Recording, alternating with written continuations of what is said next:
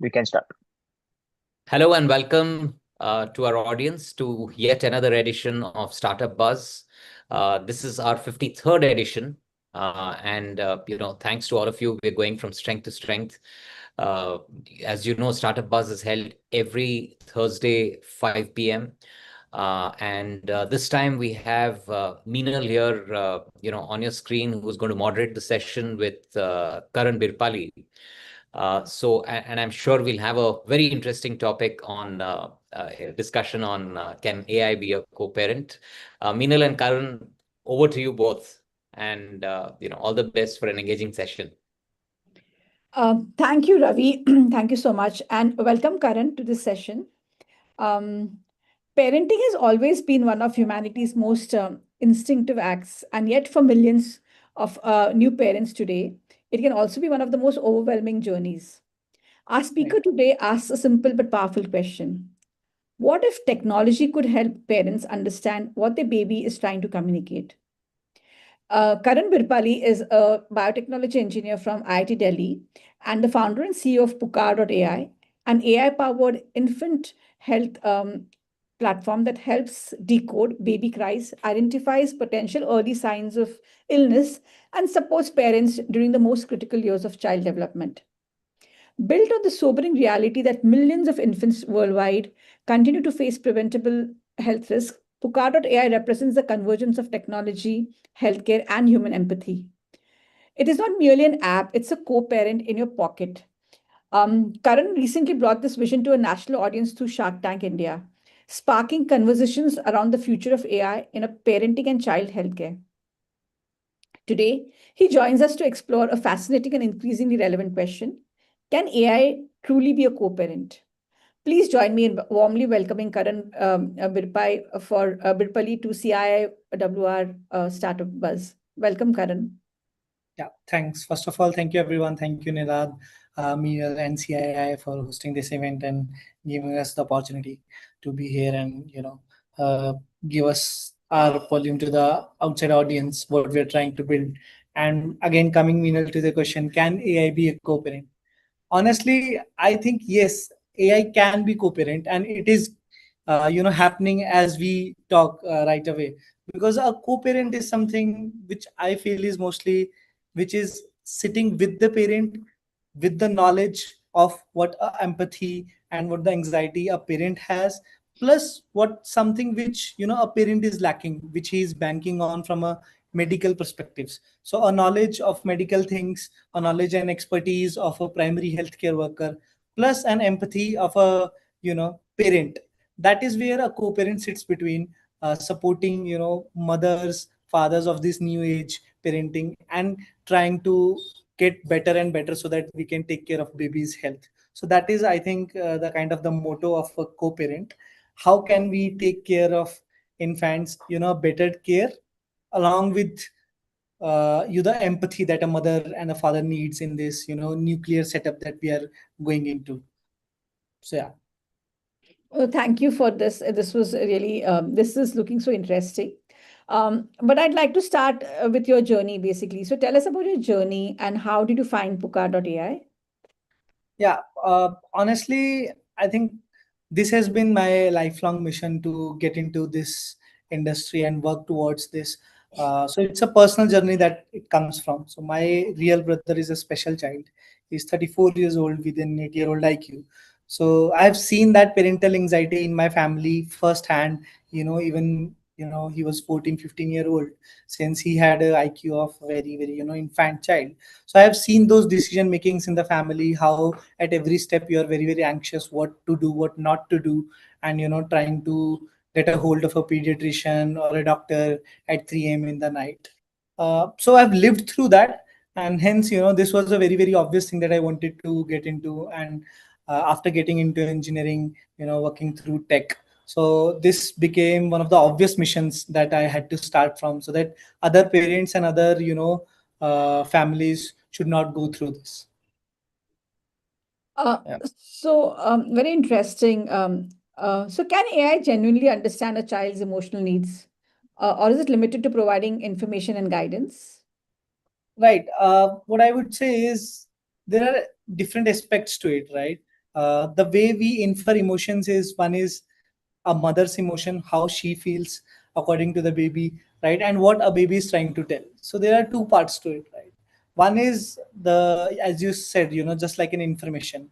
Child's emotions are also, in that period, are shown by their body signs, their body language, their facial expressions, and their sounds, right? So that is what we are able to capture, and that is where we are able to build out the technology to draw parallels to the emotions of the baby.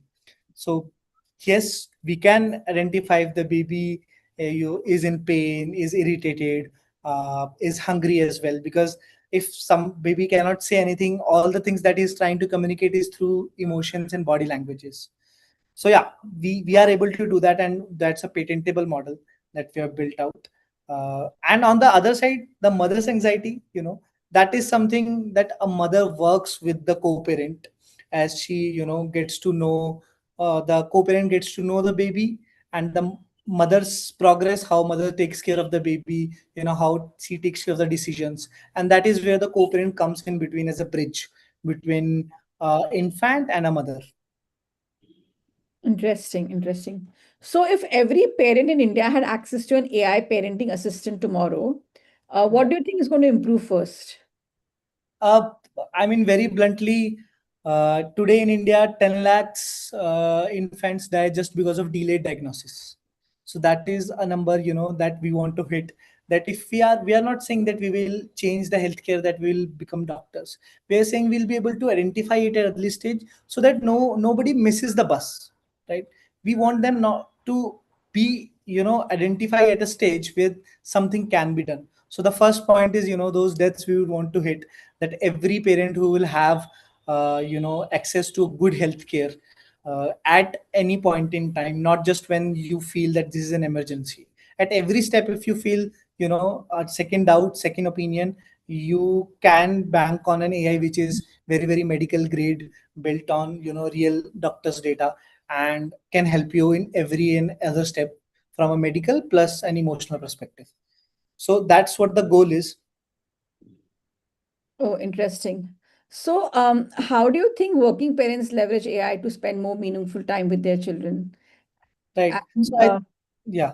just to kind of add further, so do you think it'll help reduce the parenting guilt that many working parents experience, or would it make it worse? So by the time we are in market, we have seen a lot of mothers and lot of reviews that has come towards us. A lot of these new age and tier one mothers are busy. They have their jobs. They have to work with the family and taking care of the child. Sometimes that happens. They are going into the meeting and they forget that they feed 2 hours before, or it was 2.5 hours before, and the baby is again crying. So that is where they go into guilt, that maybe I don't remember what did I feed to the baby, and they feed again, and then there is something happening, baby ko matlab stomach mein issues ho jate hain. So these are the things happen with the mothers, because they have so much of going on just apart from baby in their lives, and then they get into guilt because of they are not able to remember each and everything. And that is where co-parent will come in, and it tells the mothers that don't worry, we know that this is the time where baby has to do these things. And more of it outside Minal, every information that we see from Google to even if the pediatrician, when you go, they are looking at your baby for just for 10 minutes, the window, right? So the guilt in mother is that I don't even remember what happened 2 months back. If was it important for the doctor to know today or not? So the information compounding is what we give from mother to doctor or to mother as well, just to have them that peace that nothing is missing. And that actually indicates towards the guilt, that I'm not a good mother, I'm not taking care of the baby fine or not, because they see the progress, right? And the what we have seen is, because in these households there are a lot of mother-in-laws, there are a lot of views coming from other neighbors. So then you also get confused, right? There are 10 questions, 10 answers to it, which one to follow, which one not to follow. If something goes wrong, then you get into guilt, right? I should have not listened to this. So at that point in time, our co-parent works as a second opinion. So then you are also relieved that something is coming from a doctor vetted answer which I can trust on. So this actually helps to decrease lot of mental load. And today the numbers also tell me 92% of the parents even don't trust the decisions that they are taking, and 80% of the mothers are going through postpartum blues. So that is one number which directly associates to the guilt, right? So that number comes down when you have the information around you, when you have the progress around you. And when someone is coming and telling you that this is why this thing went wrong and this is how we have to improve. So someone who with that expertise always with you, and again being that empathetic as well. So the co-parent is that empathetic that it does not just ask for you directly questions, tell me what's the weight of the baby, and it talks to you just in a very empathetic way. It will talk to you how your day is going, what happened today, does the baby feed well, was the baby crying, and in between that it keeps taking the information and creates its own science behind it. So it's not just a Q&A, it's more of a mother's companion, which helps reduce mother's guilt and anxiety as well. And in between, it keeps taking, all the information that it needs. You mentioned about extended family. So yeah, Indian parenting often involves grandparents, extended Yeah. family, and community. So how does AI fit into this ecosystem? Yeah, I think it fits in very beautifully because there are a lot of conflicts when you have four different opinions in the home. So where to bank on, where not to bank on. You can always come back and just verify it, even if it's 2 a.m. in the night, when we are trying to call your grandmother, what is happening, because you're not a pediatrician is not accessible at 3 a.m. in the night. So you bank on the groups, the communities, or you bank on your mother-in-law, or you bank on the other mothers, who have gone through this. So then again, you are still confused if you should follow or not. That is where, it sits in beautifully that you don't even have to argue with someone, but you have a second opinion vetting that if you should follow or not. And we have seen a lot of reviews coming on that, so the chatbot is called Kara. So it actually tells, that the doctor said the same thing what Kara told us. So that's what the reviews we have gotten from mothers as well. And we have built it on experienced mothers plus doctor information. So it is not just like that we will go by the book only, tell which is that मतलब थोड़ी सी बच्चे को issue है, तो we will not tell that just directly rush to a doctor. We go there, we vet that from other 1,000 mothers, what has been working towards other mothers, what is the household that you live in, and if this kind of nuskhas, what you say ghar mein, are working for you or not. So that kind of answers also Kara dwells into and gives you opinions.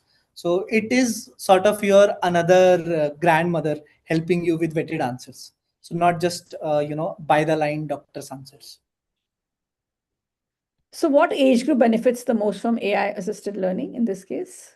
So currently we have started Meenal from 0 to 2 year old, right?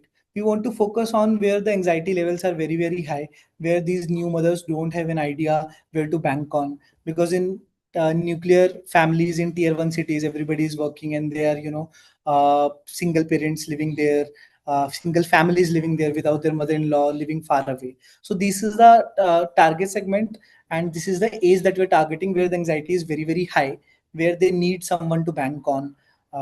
So yeah, so 0 to 2 year old is where it is mostly beneficial, where we are able to take care of feeding issues, to lactation issues, to sleep issues, to developmental issues as well. So we are progressing towards where we will be able to detect developmental issues before 2 year old. So today all these developmental issues happen when you go and do a test at when baby is 2.1 year or 2.2 year old, right?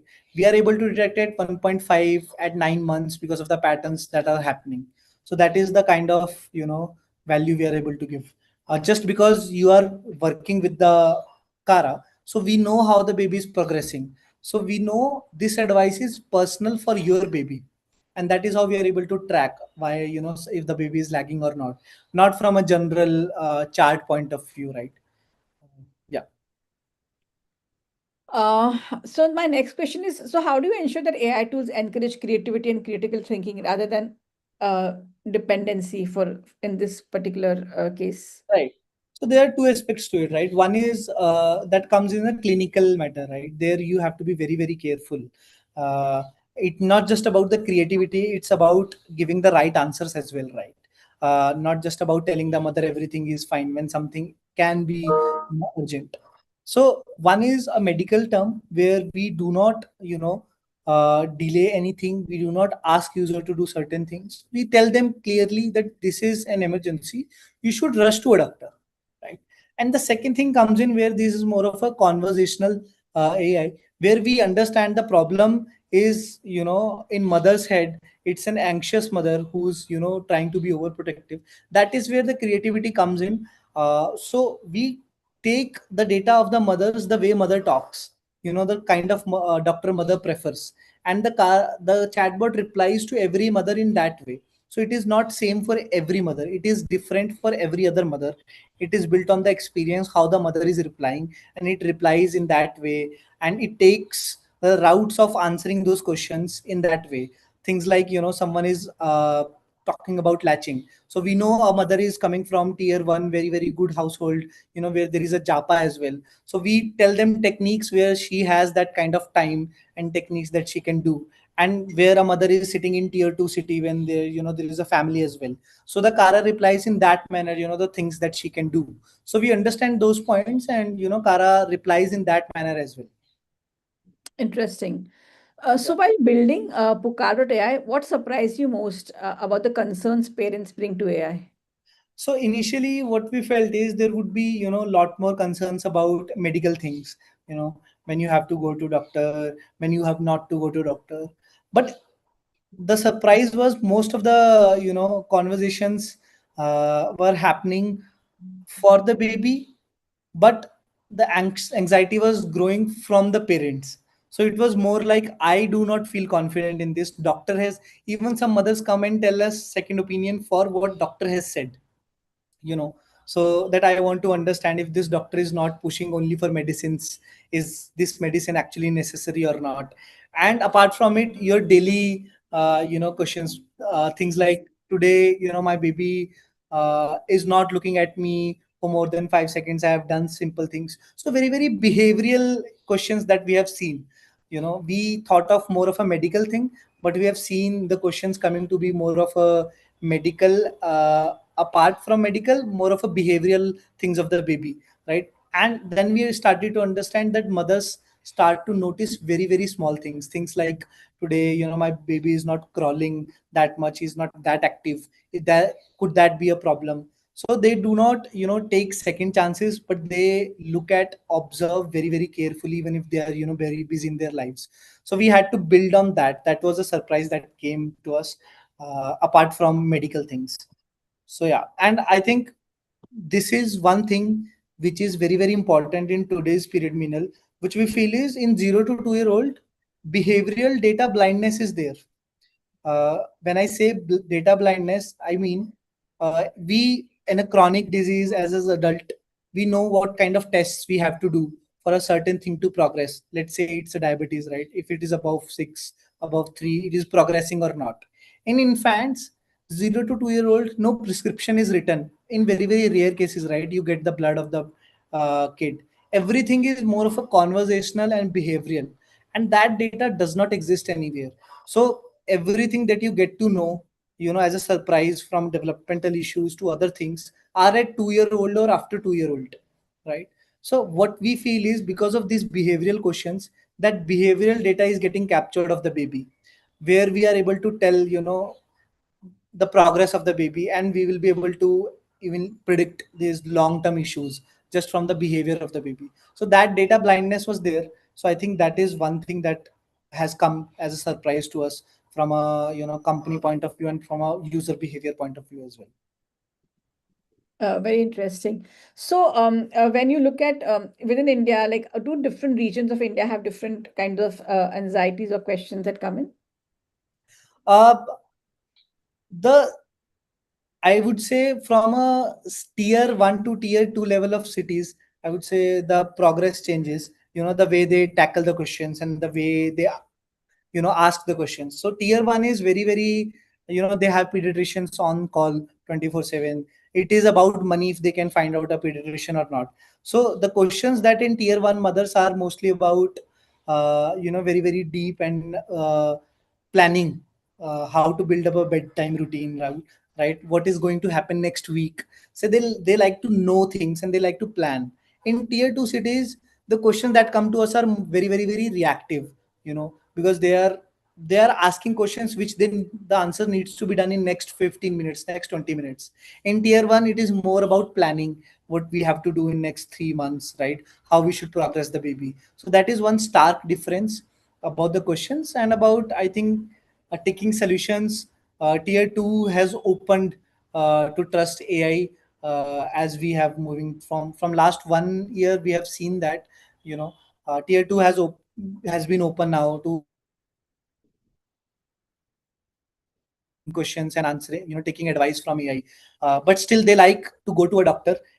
In tier one parents, they are still fine with consulting a doctor online as well. A video call is fine for them. But in tier two, the human touch is still very very prevalent that we have seen. Interesting. And another question is that can you share a real life example where AI has, where AI has had a meaningful positive impact on a child's development? Right. So recently, what happened is there is a mother, at 3 a.m. in the night, she called us because at that time, she was looking for a pediatrician, online pediatrician to consult on, and we tried and couldn't find out a pediatrician in that range what she was trying to ask. So then we arranged a call with a primary healthcare worker, an expert, which she was, trying to get in touch with for a second opinion. Her baby had a concussion. The baby fall in the night, she had a concussion and she was very very worried that should I rush to a doctor or not. And she had already talked with Kara and already had that understanding that what she should do, and she had already done that. So when she came as a second opinion, when the doctor said the same thing which our chatbot has told, for the first time she said, okay, I still do not trust the AI. But when the doctor has said, and when the second time something happened, that mother texted us that, today I feel relieved because the Kara has said the same thing, and I did not had a feeling to rush to a doctor again for a minor case because I could trust the AI. So I feel these are the points where, slowly the trust is started to become when you get the real life examples of what the chatbot is saying and the doctor is also suggesting the same thing, and slowly the trust starts to become on that, right? And the second example is we have the cry analyzer, right, where people are able to decode their cries. There actually one tier one mother who had fed the baby multiple times, and and baby was again crying. So baby was crying because of the pain of colic pain, and she was trying to feed the baby again and again. और उससे बच्चे का पेट खराब हो जा रहा था. So that is the another example that we saw. So these are the major examples that we keep seeing coming on. The second opinion and decoding the cries in very very odd hours. Yeah.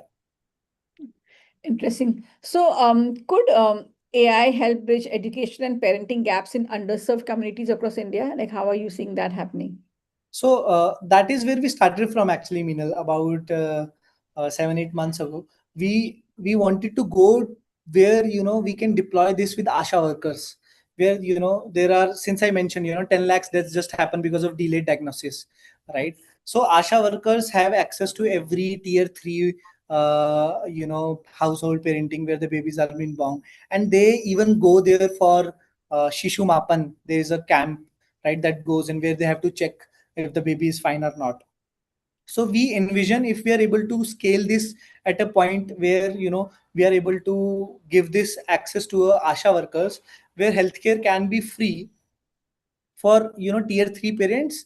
The education becomes something that is not chargeable. That is something it is telling you to do things. And if you need a doctor, obviously we will be able to connect it online as well, and you will be able to come with very very specific problems. So today when the parent comes, it comes like, I don't know what is happening. A tier 3 parent don't even considers going to a doctor. Sometimes they say kuch nahi hai, chal jata hai, right?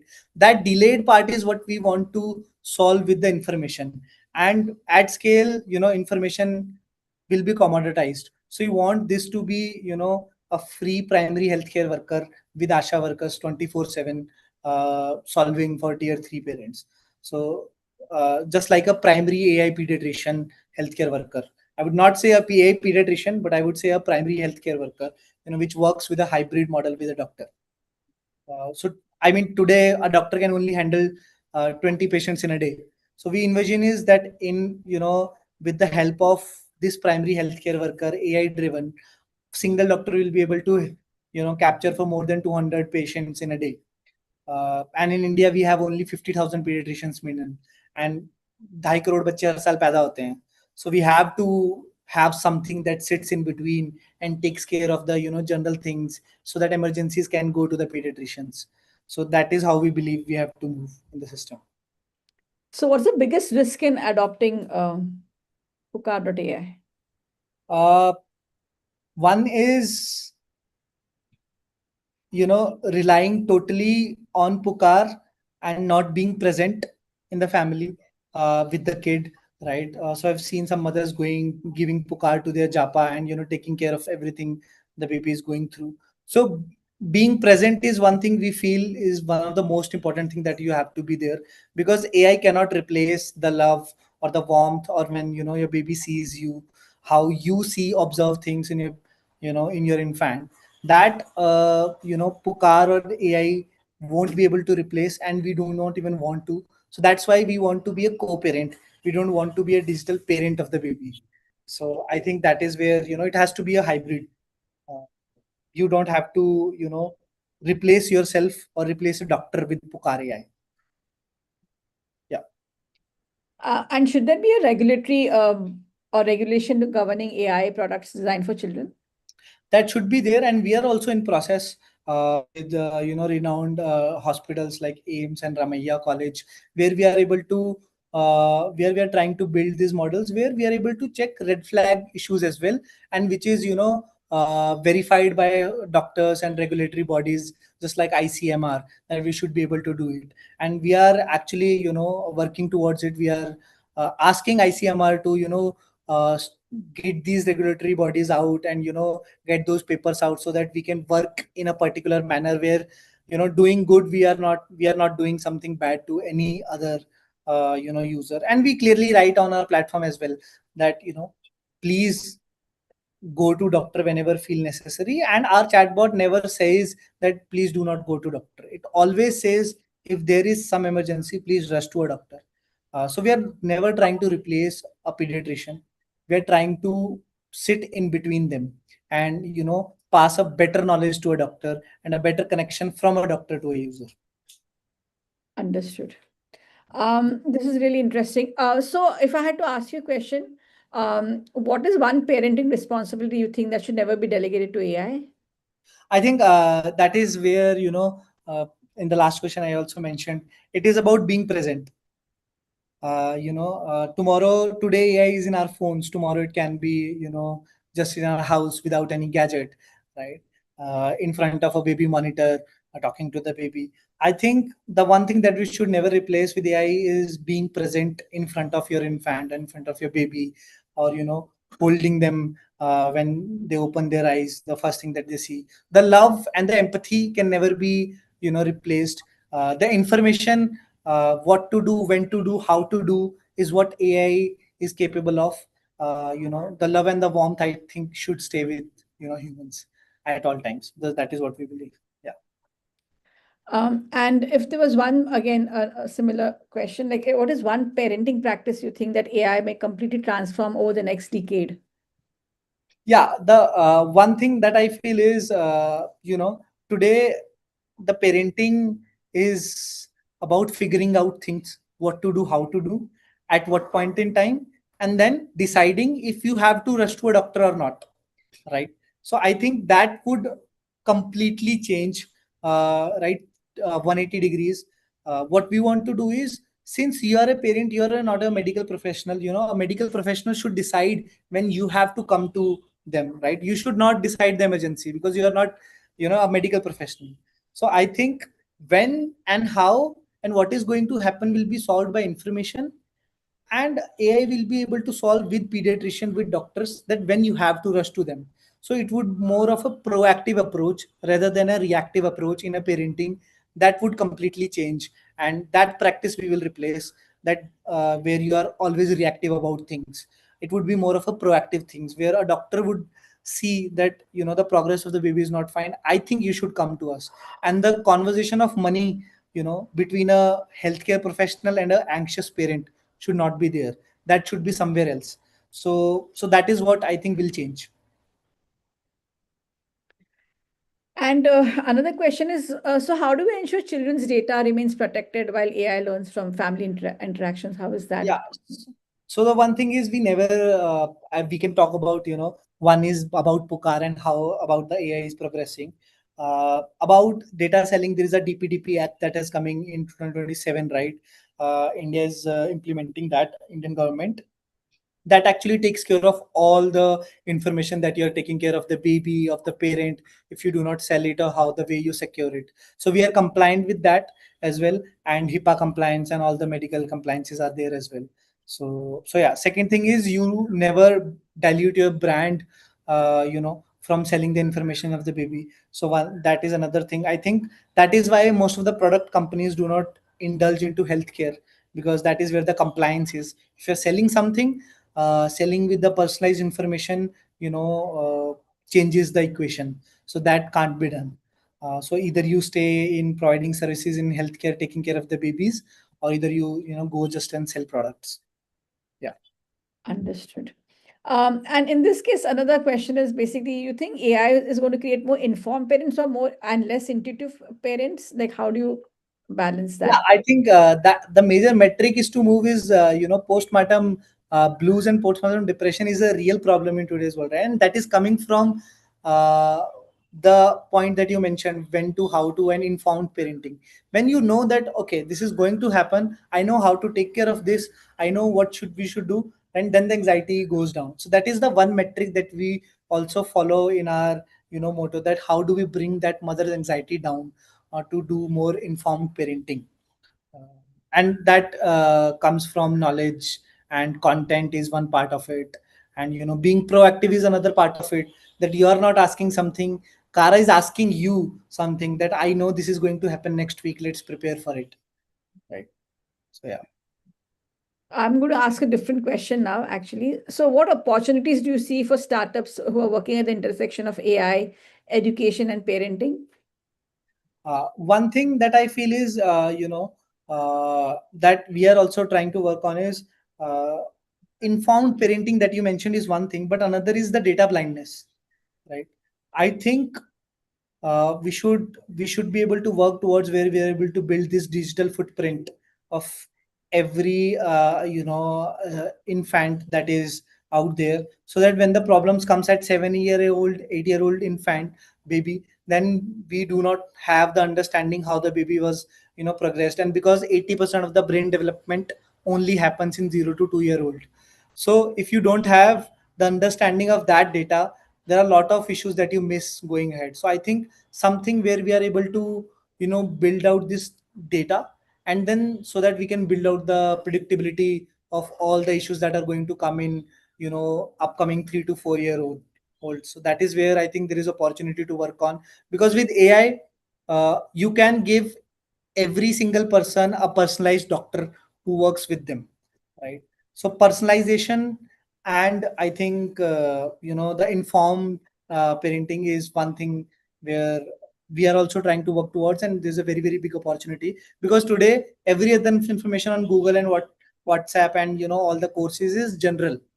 So personalized information is very very scarce right now, and that is one opportunity everybody can work towards. And imagine, Meenal, someone who's sitting in front of you in a video form, telling you exactly how you have to latch if the milk is not latching, if the breastfeeding is not happening properly, right? Because it can understand your situation personally, not just in general video. So that is where personalized information opportunity I feel is there. That everybody has a doctor in their pocket 24/7. Yeah, true. So, what features should parents look for before choosing an AI platform for their children? Like, what should one be looking out for? Sorry, can you come again? So, what features should parents look for? There's so many platforms and there's so much confusion. So, what features should parents look for before choosing an AI platform for their children? Like, what should the checklist consist? I think the checklist should consist. One is, the data privacy. That is the first thing. Second thing is if it is vetted by the doctors, it is vetted by the ICMR community, if the AI is clinical grade or not. And the third thing comes from, the doctors. The medical community has to approve it, right? So I think this is the foremost checks that in this journey the parent should look at. And after that, there are multiple things, that if the brand is there out there, if the if your referral is working or not, if other mothers have tried. Because in parenting, referral is very very strong thing. Something works for one mother or not. If something is working for you, it is working for all the in the family, you are going to suggest it. So I think doctor vetted, compliant, ICMR approvals, and then the referral is the thing that a mother should look at before even getting into any information. And yeah. So another question is, where should the line be drawn between AI informing parenting decisions and AI making parenting decisions? Again, because as parents get used to, more AI, like where do you think that line Yeah, is? I think AI can never diagnose. Parenting has a very, very fine line between diagnosing for small issues which they don't feel a doctor is needed, versus something which is a homely parenting advice. So I think an AI can never be able to diagnose, because then who is going to take care of what happened or what not? The diagnosis always stays with the doctor. In parenting, the information is where a personalized information is where informed decisions AI can make, or tell the parents, I would say. So yeah, so that is the gap that we still have, that a parent has to take that informed decision, where it is coming from, if it is vetted from AI which is vetted by doctors. But it will never be able to diagnose as of today, and we don't even want that for our kids to do. Yeah. Interesting. So another question we have here is that what business models are emerging in the AI parenting ecosystem? Yeah, I think one very, very interesting model is, what we have seen is, a care plan, which is a continuous insurance plan that you see. Today we look at insurance from a model where, if there is something wrong happens, then you go to the hospital and everything is covered in that particular event, right? We see AI more of a continuous insurance plan, where, it is with you, all the times, and a family of doctor is sitting with you all the times, where AI is in between you and a doctor for small things to bigger things, and everything is covered in that. So continuous insurance is one thing where it becomes a scalable model because of AI coming into parenting. Second thing is, you know informed parenting has a lot of other things, not just as in developmental issues, but again, raising your kids, where you feel, how can you identify the goods and bads and the pros and the cons of your baby, so that you can work towards it. I think that is one of the very, very biggest opportunity, and the models that have come out, uh, from toys, to from reducing the screen time, because now you don't have to look at the screen. You don't, it is more in a voice form, it is more in a embedded in your toys form, so it is not just the screen. The AI has come out of your the screen, so that is one the opportunity where all the industries can come out of the screen and be in the house ecosystem with the parents. In between toys, there can be toys where crime analyzer is just in the toy, sitting with the baby, telling the parent on a notification, and the toy is always with the baby. Gadgets like, everybody has a locket or a bead or a nazar ka kali, right? It can be a temperature, taking care of a machine. So that kind of things are opening up, where the screen is going out of the picture and you're still connected with the baby and the parents. But then do we run a risk of where a child might say that my AI understands me better than anyone else? uh as of today, AI still understands the child better if we have the good data. But then, AI doesn't have the empathy and the love that we mentioned, right? That has to be come from the parents, and that is 70% of the thing which helps you, build up confidence and build up, reliability on taking risks as the infant grows from, walking to, trying out bicycling as well. The confidence and the trust on your parents. So that an AI won't be able to, replicate, even if it knows much and more about your child, right? So So again, how do we prevent it from remaining how do we prevent it from like becoming a dependency and moving on from being a companion? hmm. uh, I think that is in in hands of the people who are building it such a way, because as we have seen, humans are, we like to be dependent, and after some time we keep ignoring those things which are automated. So it is, I think, in the hands of the ones who are building it, how securely and how intentfully we build it, so that it doesn't become, more of a dependent thing rather than a companion. But I think that's the truth, where we are going. That at some point we have also become dependent on some information biased. We don't not go to Google now. We go on a, any chatbot that have, to ask the information. Yeah, So still figuring out. Yeah, I yeah, would say. but I mean, that's what it is, a very critical and a very no right kind of answer Exactly. question, right? Yeah, so the next question that I have here, and I'm again just kind of, going to be asking you more from the question that are here, that how transparent should AI systems be when making recommendations about children? So I think that has to be very, very clear, because that is where the trust comes in. And if the AI is in transparent, then you cannot vet it against the medical community as well. You get the ICMR approvals as well. So in healthcare, I think it has to be very, very transparent, and it has to be very, very upfront about things it can do and it can't do. I can talk about healthcare because that is where we are building in, and I feel we have we have also followed that process, that these are the four things that we can do, and we will only answer about that. Apart from that, nobody should go around and say that, picks up a information from Google and translate it and answer it. It should always say that, please suggest to go to a doctor. I am not able to do this, and this is not my capabilities. So I think the transparency has to be not even 100%, it has to be 200%.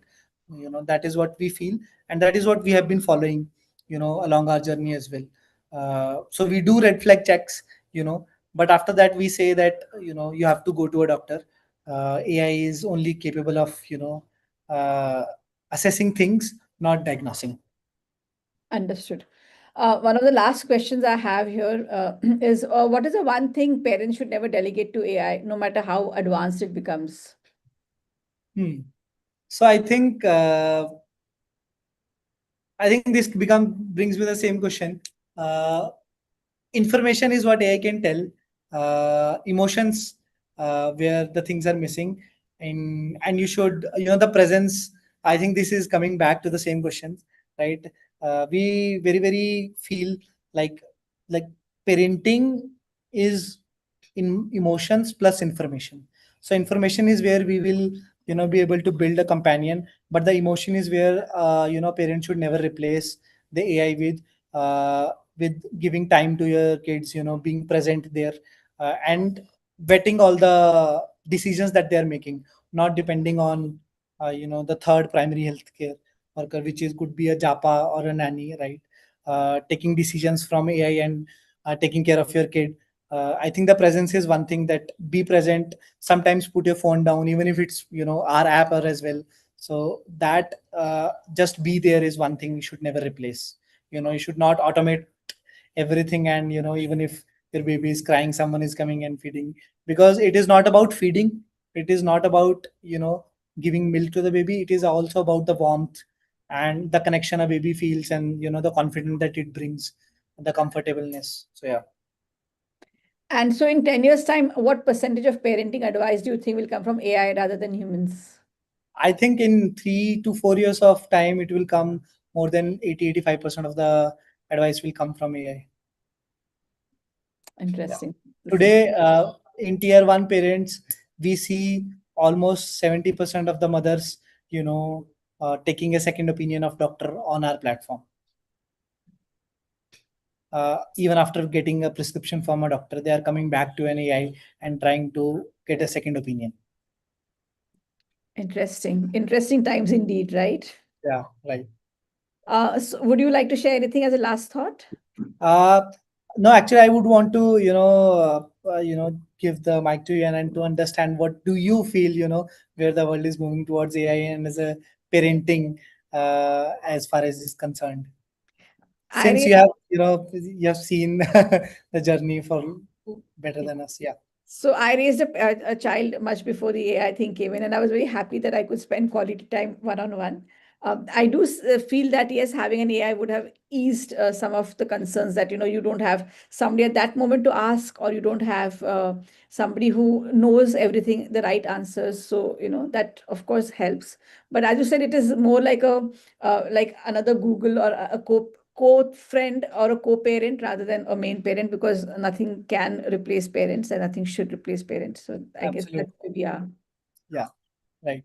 I think because of the other things, it is not just about how to do and when to do. Parenting and parents are much more than that, taking care of the baby and everything. So yeah, Absolutely. And those first few years are the most joyful and the most amazing years, right, that you spend with your child. So yeah.